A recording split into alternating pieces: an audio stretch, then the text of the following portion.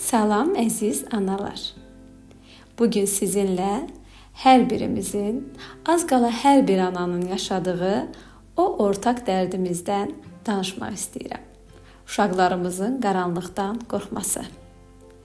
Bilirəm, günün qayğıları, ev işləri, uşaqların enerjisi arasında bəzən bir anlıq dayanmağa, nəfəs almağa ehtiyacımız olur.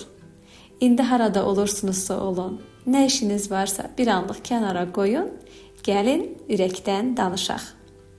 Çoxumuz deyirik ki, uşaqdır da, beyni qurur, nəsə xəyal edir. Amma əslində biz analar da bilirik ki, bu sadəcə bir xəyal deyil. Qaranlıq hər kəs üçün, hətta biz böyüklər üçün belə narahatlıq verən, içimizdə bir qəribəlik yaradan, bəzən də ürəyimizi sıxan bir hissdir. Uşaq üçün qaranlıq nəzarət edə bilmədiyi bir dünyadır. Biz böyüklər bəzən narahat olsaq da öz hisslərimizi idarə edə, məntiqli düşünə bilirik. Amma uşaqlar hələ o hisslərin içində itib batırlar. Nə baş verdiyini və bu qorxudan necə çıxacaqlarını bilmirlər. Valideyn kimi bizim ilk reaksiyamız çox vaxt qorxulu bir şey yoxdur. Yat, hər şey qaydasındadır. Nə var ki burada? Demək olur. Amma əslində uşağın ehtiyac duyduğu şey qorxusunun inkar edilməsi deyil, anlaşıldığını hiss etməkdir. Çünki uşaq qorxusunun qeyri-adi olduğunu düşündükdə özünü daha çox təklənmiş və çıxılmaz hiss edir.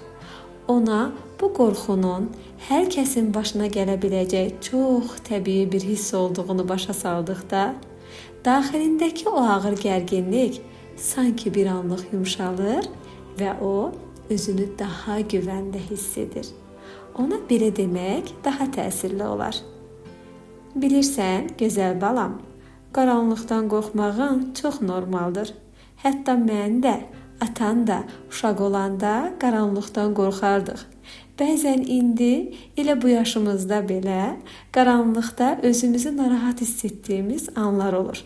Amma unutma, biz sənin yanındayıq və birlikdəyik. Bu cümlə qorxunu bir anda yox etmir. Amma uşağa ən böyük gücü verir. Güvən hissini. Uşaqlarımızın qorxularını bir problem kimi deyil, onlarla daha da yaxınlaşmaq üçün bir körpü kimi görək. Qorxu ötəridir.